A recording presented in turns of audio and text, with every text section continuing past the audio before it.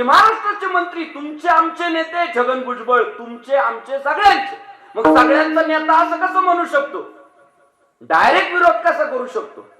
मनोज जरांगे आरक्षण मागतोय, सामान्य नागरिक आहे तो, त्याच्या जातीसाठी आरक्षण मागतोय. सामान्य माणूस आहे तो सरपंच नाही, ग्रामपंचायत सदस्य पण नाही, तो त्याच्या जातीसाठी आंदोलन करतोय. पण छगन भुजबळ जे वक्तव्य करताय ना, ते त्यांना का शोभत नाही माहितीये का? ते एका जातीचं प्रतिनिधित्व करत नाहीये, त्या उभ्या महाराष्ट्राचे मंत्री आहेत. ते पूर्ण महाराष्ट्राचं प्रतिनिधित्व करताय. त्यांना निवडून देणारे सगळ्या धर्मातले, सगळ्या जातीतले. त्यामुळे ते एका विशिष्ट जातीची बाजू नाही घेऊ शकत. आज नाही घेऊ शकत. ते कायद्यात बसत नाही, घटनेत बसत नाही. ते महाराष्ट्राचे मंत्री तुमचे आमचे नेते, छगन भुजबळ तुमचे आमचे सगळ्यांचे. मग सगळ्यांचा नेता असं कसं म्हणू शकतो? डायरेक्ट विरोध कसा करू शकतो? जातीचा विचार नेत्याला नाही करता येत. त्याच्यासाठी सगळ्या जाती, सगळे धर्म, काय होईल ते न्यायालयात होईल ना, कोर्टात होईल ना. भांडण कशाला लावायचे? पंकजाताई गेल्या का तिथं? धनंजय मुंडे गेले का? त्यांना माहित आहे आपण जातीचे नेते नाही, आपण लोकनेते. हे समजून घ्या पोरांनो. मला भांडण, तुमचे विचार व्यवस्थित करा. मनोज जरांगेला पूर्ण अधिकार आहे जातीसाठी भांडण, आरक्षण मागायचं. बरं, तो न्यायाने मागतोय, कायद्याने मागतोय. कायदा बाप आहे ना सगळ्यांचा. आजच पोरांमध्ये भांडणं.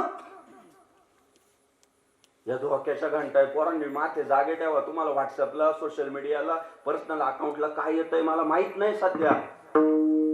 पण जेव्हा आपण संविधानाचं पद घेतलेलं असतं, देशाचं पद घेतलेलं असतं, राष्ट्राचं मंत्रीपद छोटी गोष्ट नाही. मारा तुमच्या माग पुढे लाल दिव्याच्या गाड्या आहेत आणि त्या गाड्यांचा वापर तुम्ही असे भांडण लावायला करून राहिले. त्याच मला सांगा, मुख्यमंत्र्याला म्हणता येत नाही का मी मराठा आहे, मराठ्याला आरक्षण देणार? ते काय म्हणतोय? मुख्यमंत्री मराठ्यांचा आहे, पण एकनाथराव शिंदे साहेब म्हणतात मराठ्यांना आरक्षण देण्यासाठी आम्ही संकल्पबद्ध आहे, कटिबद्ध आहे, प्रयत्न करतोय, पण इतरांना धक्का न लावता. हे वक्तव्य कोणाचे? हे भल्या भल्या मोठ्या मोठ्या नेत्यांचे वक्तव्य. सगळे पद्धतशीर चालले, एक एक पाऊल पाऊल टाकत चालले. आणि एखादा माणूस तोडफोड करायला जर लगेच तयार असेल तर धोक्याच्या घंटा आहे पोरांनो. ह्या धोक्याच्याच घंटा आहे. मला सांगा, त्यांच्या आंदोलनाचा भाग येतो, पुढाऱ्यांना गावात नाही येऊ द्यायचं. त्यांच्या आंदोलनाचा भाग येतो, ते येऊ देतील किंवा नाही देतील, पण मी जाणारच. म्हणजे काय? हे नटनच ना उभं उभं. तो आंदोलनाचा भाग आहे, ते आंदोलन होत राहील पुढे कायदेशीर. त्याला वेगवेगळ्या वाट आहे. जातीत भांडण लागता कामा नाही. तुम्हाला सांगतो मी, आपल्या डोक्यात एकच पाहिजे फक्त पोरांनो, काही नाही होतो, चालू राहतात हे. याच्या मागे कारस्थान असतात. देश याच्यामुळेच बऱ्याचदा पारतंत्र्यात गेला, नाही तर हिंदुस्थानी माणसात काहीच कमी नाही. फक्त आम्ही फक्त एक वज्रमूठ बांधली ना की हा भगवान श्री रामांचा देश आहे आणि गर्व से कहो हम हिंदू. गर्वाने जगाला ओरडून सांगा आम्ही हिंदू आहे. जाती जाती तर वाटलं. आज वाकड्या नजर झालं भाऊ. काल परवाची पोरं एकत्र बसत होती, बसणं बंद झालंय गावागावामध्ये. हा त्याच्याकडे वाईट नजरेने पाहतोय, तो भलतेच मेसेज तिसरीकडे टाकतोय. ग्रुप बनले 2-4 दिवसात. ग्रुप जे हिंदुत्ववादी ग्रुप होते ना, ते जातीत वाटले गेले. फार मोठे फटके आपल्याला बसताय. आणि या सगळ्यांना सुरुंग लावण्याचं जर काम वर्षानुवर्ष कोणी केलेलं आहे तर आपल्या ज्ञानोबा तुकोबांनी केलेलं आहे. त्यांनी नाही होऊ दिलंय. महाराष्ट्राचं मानवत्व टिकवलं महाराज. छत्रपती शिवाजी महाराजांचं स्वराज्य 18 पगड जातीतील माणसं त्यांच्याकडे मावळे. पण कोण आहे जे महाराष्ट्राच्या हिताचा विचार करतात? ते जे महाराष्ट्रात राहून महाराष्ट्राचा घातपात करायला पाहत आहे, त्यांचे महाराजांनी कोथळेच काढले. रोहिदास महाराज संतत्वाला प्राप्त झाले. आज रोहिदास महाराज आपल्यासाठी श्रेष्ठ आहे. अहो, कुठं मुळा उपटीत होत, कांदा काढीत होत, विहिरीतून पाणी ओढीत होते सावता महाराज. पण महाराज कांद्यात विठ्ठल पाहिला, मुळ्यात विठ्ठल. संत शिरोमणी महाराज सावता महाराज आहे. कॉलेज आणि शाळा नव्हत्या गाजवलेल्या. कांदा मुळा भाजी आणि अवघी विठाबाई माझी. महाराज कर्म करत करत असताना आपलं चित्त जर भगवंताच्या चरणी समर्पित केलं तर नामदेव महाराजांना म्हणावं लागलं, धन्य त्याची माता धन्य त्याचा पिता 60विला दाता त्रैलोक्याचा. महाराज हृदय फाडून हृदयात भगवंताची प्रतिष्ठापना जर करणारे कोण आहे तर वारकरी संप्रदायाचे सावता महाराज. हे आपले इतिहास यांच्या स्टोऱ्या पहा. एकची टाळी झाली चंद्रभागे वाळवंटी आणि माझा ज्ञान राजा गोपाळांशीला. सगळे प्रेमाने बसलेले आणि ज्ञानेश्वर महाराज सगळ्यांच्या हातात लाया वाटताय. हा आपला इतिहास आहे. तुम्ही धर्माला महत्व द्या आणि स्वप्न होणार आहे पुढच्या काळात. ही पोरं आता जागी झाली, सावध झाली. आता ही कोणी काही बोललं तरी सगळ्यांची बाप घटना आहे, कायदा आहे. प्रत्येक देशाचा आपापला कायदा आहे. तो कायदा ओलांडताच येत नाही,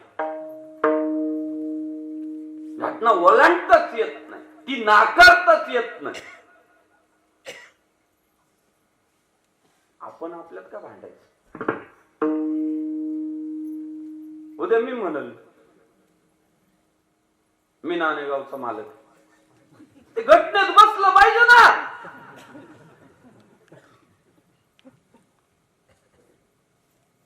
घटनेत ते बसलं तर पाहिजे, नियमात ते बसलं तर पाहिजे.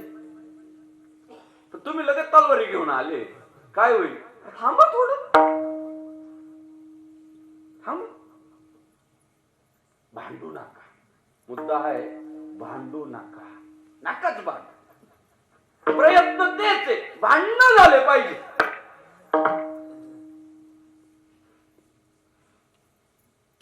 सावता महाराज संतत्वाला प्राप्त होतात, रोहिदास महाराज संतत्वाला प्राप्त होतात. परिस्थिती इतकी बदलते दादा, स्वतःला कमी लेखू नका. जगात माणसं इतकं सामर्थ्य कोणातच नाही. बदलू शकतो तो सगळ्यात. मागचा भूतकाळ बदलण्याची ताकद माणसात आहे. एक तर इतकं बदनाम झालं होतं, म्हणजे नाव ऐकलं तर लोक घाबरायचीच डायरेक्ट. लहान लहान मुलं तर झोपी लावायचं औषध होतं. झोपा नाही तर वाल्या फळ्या. वाल्या फळ्या म्हटलं की लहान लहान पोरं झोपून घ्यायची. एवढी दहशत तयार झाली होती. ते काय करायचं, वाटसरू आला की त्याच्याकडचं धन धान्य सगळं काढून घ्यायचं आणि तसं जाऊ द्यायचंच नाही. कार्यक्रमच वाजवायचा त्याचा, म्हणजे मारूनच टाकायचा. पुरावाच शिल्लक ठेवायचा. मारून टाकायचं ते. बरं मारून मोकळं नव्हतं शुभमराव, मारून मोजून ठेवायचं. पुन्हा ते मारायचं आणि एक काढा रांजणात टाकायचं. पट्ट्याने रांजण किती भागवावं? 7 रांजण त्याने भरवले. मग किती पापी असेल ते, किती भयानक असेल, किती भयंकर असेल ते. मी कधी कधी विचार करतो त्या वाल्या कोळ्याच्या तुलनेत तुम्ही आम्ही लय देव माणसं हो. अहो आपण मच्छर लवकर मारित नाही. दात चावायला लागला ना असं वाटतं बाबा उडून जाय, फक्त चावू नको. मारू नाही वाटत डासाला सुद्धा. तुमची आमची पापा असं नसून काय असतात तो, दुधात पाणी टाकून विकणे, कॅरेट मध्ये चांगला माल वरती लावणे, हलका माल खाली भरणे, कीर्तनावर जाताना चप्पल आवडली म्हणून घेऊन गेलो. काय म्हणजे आपली पाप पण कशी बघा तुम्ही. काय मला कधी कधी प्रश्न पडतो त्या वाल्या पोळ्याच्या तुलनेत जर विचार केला तर आपली पाप तरी आहे का नाही. महिला म्हणतात तुम्ही तरी काय पाप करून काय पाप करता तो. माणसं मारतात, नवऱ्याच्या खिशातले 100 काढले,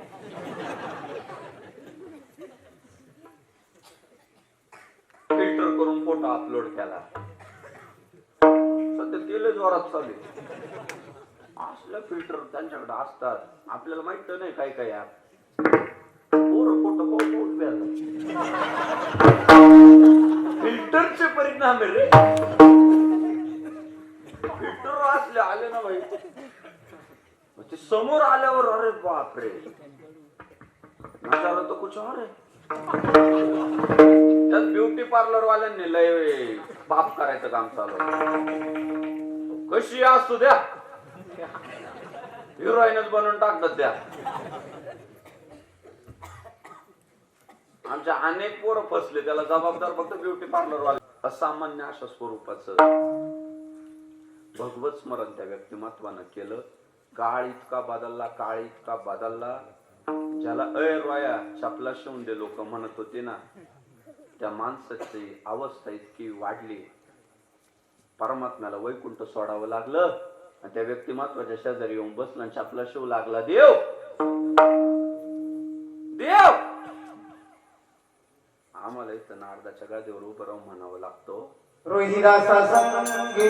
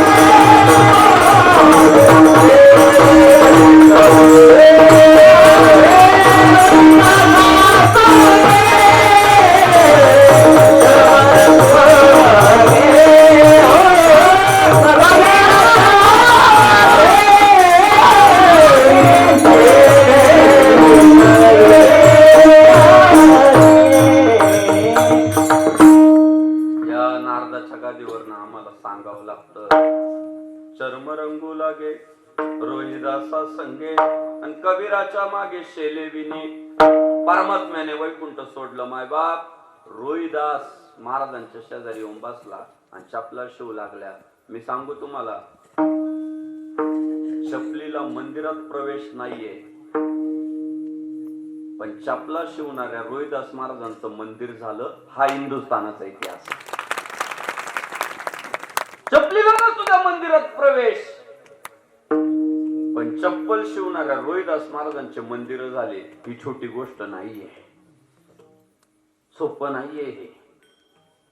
चपला शिवता शिवता ते व्यक्तिमत्व कधी मंदिरात गेलं आणि तुम्हाला आम्हाला म्हणावं लागलं, देवते संत, देवते संत. आणि निमित्त त्या प्रतिमा. अहो देवाच्या शोधात निघालेली माणसं ही देव होऊन गेली. देव पाहावयासी गेलो आणि तेथे देवाची होऊन ठेवलो. आजही तुम्ही जर संत श्रेष्ठ रोहिदास महाराजांची प्रतिमा पाहिली तर त्यांच्या पुढे ते सगळं ठेवलेलं आहे. का? समाजाला कळालं पाहिजे की ही व्यक्ती काय काम करीत होती. चपला शिवता शिवता एक सामान्य माणूस संतत्वाला प्राप्त झाला. काय पार्श्वभूमी आपली, काय हिंदुस्थानाचा इतिहास आहे महाराज. उच्च नीच काही नेने भगवंत प्रतिष्ठे भाव भक्त देखून या. महाराज ज्ञानोबरायांनी जे व्रत घेतलं होतं ना, न पाहे याती कुळाचा विचार भक्त करुणा करत ज्ञानाबाई. महाराज इथली जात संपवण्याचं काम जर पहिल्यांदा कुणी केलं तर वारकरी संप्रदायाने केलं. तुरुंग लावण्याचं काम केलं जातीय वादाला, म्हणून बघा वारकरी संप्रदाय. 18 पगड जातीतील माणसं इथं संतत्वाला. यारे यारे लहान थोर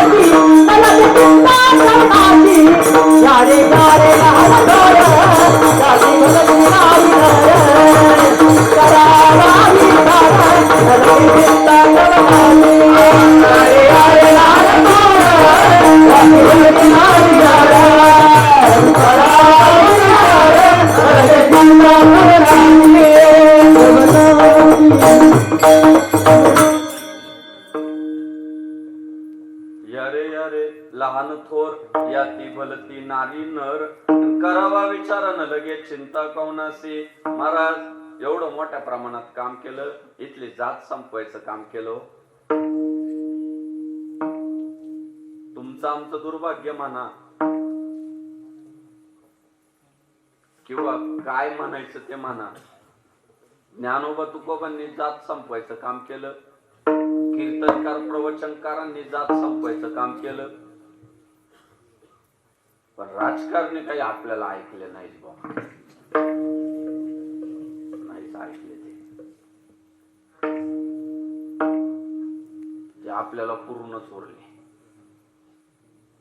जात संपवता आम्ही कशी संपू देऊ महाराज.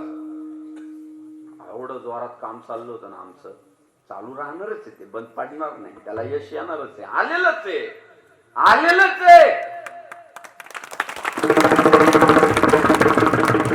हे जे पोर अजून शांत आहे ना आणि त्यांचा विवेक जागा आहे ना, हे सगळं प्रबोधनाचं काम आहे, बाकी काहीच नाही.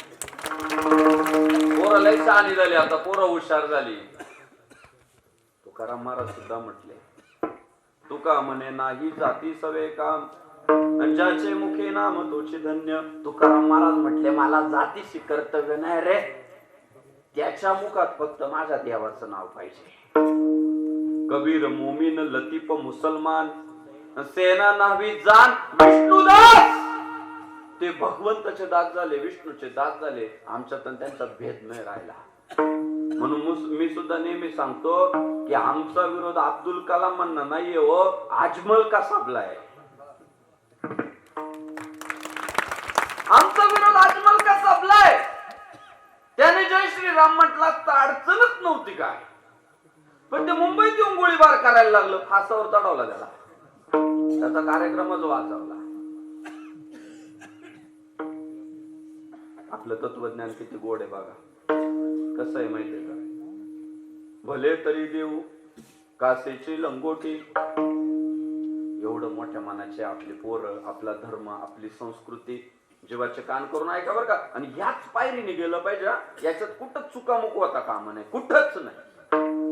आपली परंपरा कशी आहे, भले तरी देऊ कासेची. आम्ही इतके प्रेमळ आहे बाबा की समजा आमच्याकडे द्यायला काही शिल्लक राहिलं नाही तर महाराज म्हणतात अंडरपॅन्ट तर राहील ना, अंडरपॅन्ट शेवट अंडरपॅन्टच राहील ना आपल्याकडे सगळं वाटलं.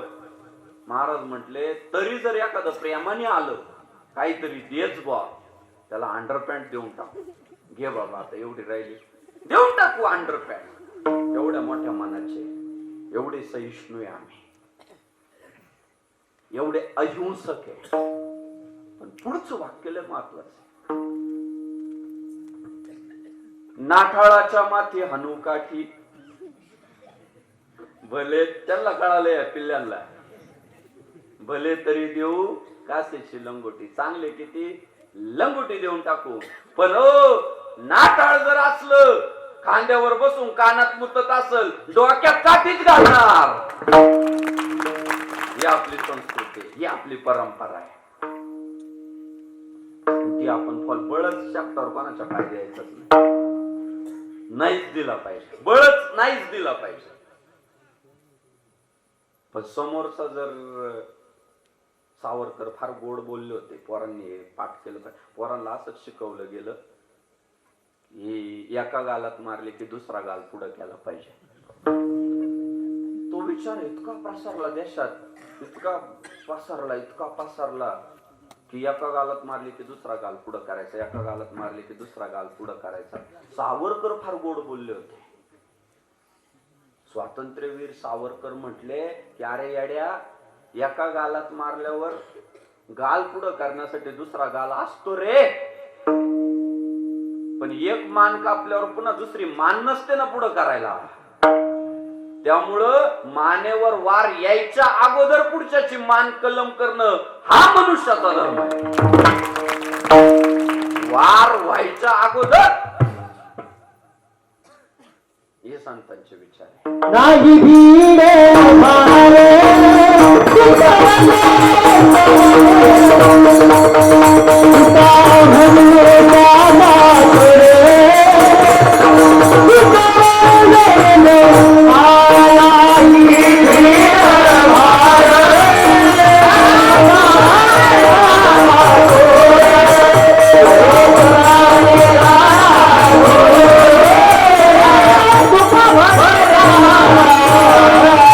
Oh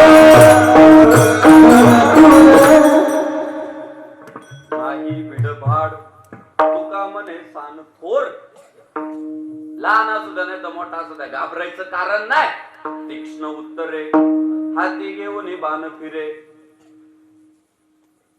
साधू संतांनी सगळ्यांना एकत्रित बांधायचं काम केलं. ते म्हटले मला जातीशी कर्तव्य नाही, मला वृत्तीशी कर्तव्य आहे, मला विचाराशी कर्तव्य आहे, मला बुद्धीशी कर्तव्य आहे. आणि म्हणून जात संपवण्यासाठी एवढं काम केलं महाराज, एवढं काम केलं. आज बघा 18 पगड जातीतील माणसं वारकरी संप्रदायात संतत्वाला प्राप्त झाली. कुंभारांचे गोरोबा काका झाले, सोनारांचे नरहरी महाराज झाले, माळ्यांचे सावता महाराज झाले, मराठ्यांचे तुकाराम महाराज झाले, ब्राह्मणांचे ज्ञानेश्वर महाराज झाले. पण महाराज यांनी ना जात नाही लावली हो पुढं. ज्ञानेश्वर महाराज सुद्धा काय म्हणतात, जयाने घातली. तुकाराम महाराज माऊलींबद्दल काय बोलतात की यांनी जाती नाही एकत्र केल्या, यांनी एक वृत्ती एकत्रित केली. वृत्ती, एक विचार एकत्रित केला. कोणता? जयाने घातली मुक्तीची गवांदी आणि मेळविली मांदी वैष्णवांची. एक चांगल्या विचाराच्या लोकांची फौज तयार केली. म्हणून त्यांना जातीशी कर्तव्य नव्हतं, त्यांना विचाराशी कर्तव्य होतं, कर्माशी कर्तव्य होतं. पण तुम्ही आम्ही संत सुद्धा जातीत वाटून टाकले. आज संतांच्या जातीवर भांडण आहे. गावात जातीवर संतांच्या पुण्यतिथ्या होत्या, जातीवर संतांची मंदिरं होतात, जातीवाईज संतांचे फोटो घरांमध्ये लावले जातात. हा खऱ्या अर्थाने संत विचार असू शकत नाही.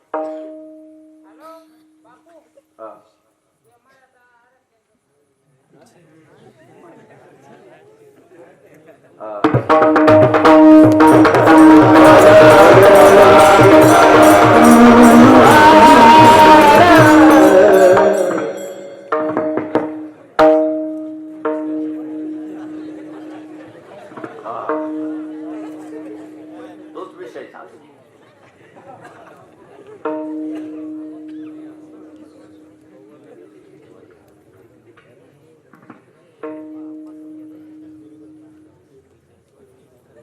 बरं का, मोठं काम संतांनी केलं जात संपवा म्हणून. राजकारणी काय आपल्याला सुधरू देत काय, त्यांनी आपल्याला सुधरू दिलं नाही. नाहीतर असलं महाराज असले व्हिडिओ चालले होते ना मागच्या काळात की हे तुम्हाला जर कोणी विचारलं ना मराठा आहे का तर नाही म्हणायचं, तुम्हाला कोणी विचारलं वांजारी आहे का नाही म्हणायचं, तुम्हाला विचारलं कोणी ब्राह्मण आहे का नाही म्हणायचं, कुंभार आहे का सुतार आहे का माळी आहे का नाही, मग तुम्ही हाय कोण, आम्ही हिंदू आहे.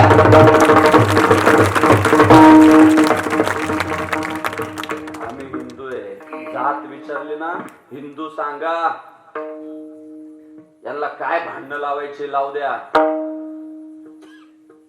यशस्वी होऊ शकत नाही इथून पुढं. तुम्ही आम्ही फक्त वज्रमुठ बांधा का, तुम्हाला आम्हाला सगळ्यांना कळालंय. प्रॉब्लेमच तो आता इथलं जर हिंदुत्व टिकलं तर राजकीय पोळ्या कशा भाजायच्या मग. कारण तुम्ही आम्ही मुद्द्यावर कोणते आलो, जो हिंदू इतकी बात करेगा वही देश पे राज करेगा. काहींना परवडणार नाहीये ना ते, काहींना ते परवडणार नाहीये. मग काय करायचं, जाती जातीत भांडणं लावायची.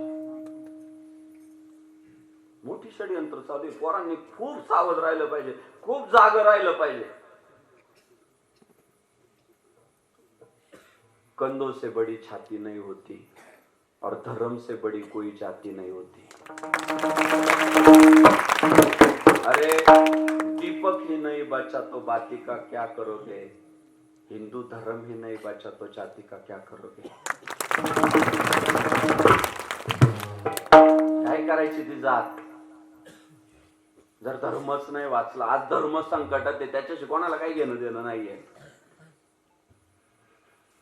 त्या महाराष्ट्रात गो हत्याबंदी कायदा लागू आहे तरी सर्रास गायींच्या कत्तली होतात. गावातले 2-3 पोरं फक्त गोरक्षणाचं काम करतात.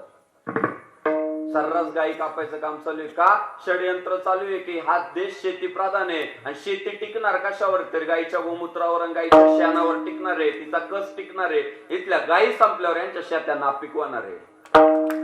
रासायनिक खतांच्या बडीमारामुळे शेतीची गुणवत्ता ढासळली का नाही मला शेतकरी माणसं सांगा. पण ज्या शेतकऱ्यांनी गोवंश सांभाळला, गायी बैल सांभाळली, त्यांच्या शेतांमध्ये शेणखत पडतं, गायीचं गोमूत्र पडतं, त्या शेत्या अजूनही कस धरू नये. भविष्य काळात जर गायी बैल संपले तर शेत्या नापीक होणार आहे. आणि ते षडयंत्र मोठ्या प्रमाणात सुरू आहे. काही घेणं देणं नाही. आमच्या बहिणी लव जिहादच्या शिकारी व्हायला लागल्या. 10वीतल्या पोराला पल्सर दिली जाते, भारीतला मोबाईल दिला जातो. आमचं सर्वसामान्य घरातलं पोरग बिचार सायकलवर शाळेत जातं. त्याला शिकायचं राहतं, नाव कमवायचं राहतं, त्याच्या मनात कपट नाही. पण कपटी लोक पोरांना सांगतात, जा पोरी पाठवा यांच्या. पल्सर गाड्या घेऊन येतात, भारीतले मोबाईल घेऊन येतात. अल्पवयीन पोरी पळून नेल्या जातात, लव जिहादच्या शिकार होतात. काही घेणं देणं नाही त्याच्या. कितीतरी पोरी झाल्या. द केरळा स्टोरी पाहिलं का? प्रत्येक पोरीला, आईला, सगळ्यांना विनंती आहे, दाखवा पोरींना द केरळा स्टोरी दाखवा, मग कॉलेजला पाठवा. मोठे मोठे षडयंत्र या देशात सुरू आहे. या देशात पाकिस्तान जिंदाबादच्या घोषणा दिल्या जातात. या देशात औरंगजेब ज्याने धर्मवीर छत्रपती संभाजी महाराजांच्या शरीराची 40 दिवस विटंबना केली, मूर्तीची नाही शरीराची. देवळं फोडले, तो भाग सोडून द्या, पण राजा उत्तराधिकारी होता स्वराज्याचा. 40 दिवस फाडलं संभाजी महाराजांना. त्याचे स्टेटस काही पोरं ठेवतात, महाराष्ट्रात ठेवतात. चला मी सांग, औरंगाबादचं नाव छत्रपती संभाजीनगर झालं तर तिथली लोक आंदोलन करायला लागले, नाही औरंगाबादच पाहिजे. या धोक्याच्या घंटा नाही का? त्याच्याशी काय घेणं देणं नाहीये. परवा राऊरी गाव आहे, राऊरी तालुका आहे. प्रत्येकाच्या मोबाईल मध्ये तो व्हिडिओ आलाय. राऊरी तालुक्यात गुहा नावाचं गाव आहे. गुहा. ते गुहा नाव का पडलं माहितीये का? कानिफनाथ महाराजांची गुहा. खाली एक गुहा आहे त्या मंदिरात, आणि ते हिंदूंचं धर्मस्थळ आहे. कानिफनाथ महाराजांचं ते स्थान आहे. मध्यंतरीच्या काळात दुर्लक्ष झालं असेल धर्माच्या बाबतीत. आपले असे पण गाफीलच कायम. देवाच्या ना आपल्या गाठी भेटी डायरेक्ट वर्धापन दिनाला देवळाच्या. कधीतरी मारुतीची ना आपली गाठ भेट फक्त शनिवारी आहे. उरलेले 6 दिवस देवाला मित्र नाही कोण. शनिवारी मात्र एकामागे एक उभं. कोणाला रुईचा हार घालायचाय, कोणाला तेल वाचायचंय, कोणाला नारळ फोडायचंय, कोणीतरी सांगितलंय ते. बाकी 7 दिवस बिचाराला जोडी नाही कोण. भेटलेच तर पत्त्यावाले.